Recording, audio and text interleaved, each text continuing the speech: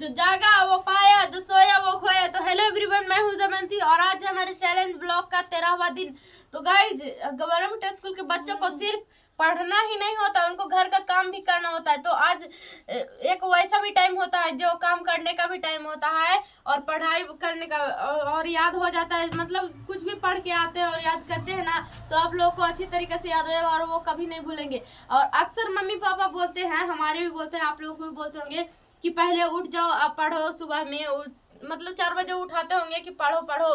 क्यों वो ऐसा करते हैं? क्योंकि उन्हें पता है कि सुबह में याद हो जाता है। वो सिर्फ इतना जानते हैं कि सुबह उठेगी तो क्या कहते हैं पूछने पर कि सुबह सरस्वती माता आती है, और देखते हैं पढ़ते बच्चों को ना, तो फिर मतलब उसको विद्या दे देते हैं। जो सोते देख लेता है उसको मतलब कुछ याद ही नहीं हुआ, ऐसा करके चले जाते हैं। फिर वैसा कुछ भी नहीं है, इसके पीछे एक साइंस है। मतलब जब रात को सोते हैं तो आपका दिमाग में जो भी रहता है पिछला बात वो सब खत्म हो जाता है, और फिर जब उठते हैं और कुछ भी याद करिएगा तो वो एकदम याद रहेगा, हमेशा के लिए याद रहेगा।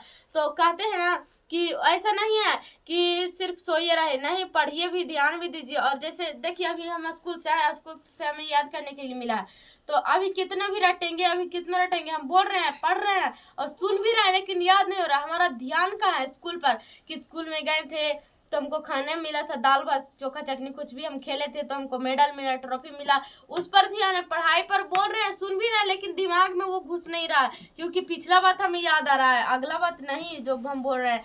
तो इसलिए कहते हैं कि अगर आपको दिन में भी पढ़ना हो तो पहले पढ़ने से पहले 1 घंटा सो लिए, 1 घंटा आधा घंटा, जितना भी भी सोना है सो लिए। लेकिन अब कह दिए सोने, तो इसका मतलब ये नहीं कि कुंभकर्ण बावनियन सोवल है एकदम दिन तो मस्ती में, कोई फिक्र नहीं, वैसा नहीं है। सोइए ताकि आपके दिमाग फ्रेश हो जाए और जो बात याद करे वो हमेशा याद रहे, और बाकी टाइम अपना काम करते रहिए।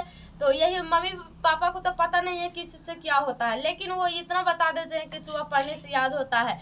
और हमारे यहाँ भी होता है, आपके यहाँ मम्मी वैसा बोलती थी तो बताइएगा। तो गाइज, हमारा बात आप लोग को कैसा लगा, ऐसे ही हम रिलेटेड बातें बताएंगे।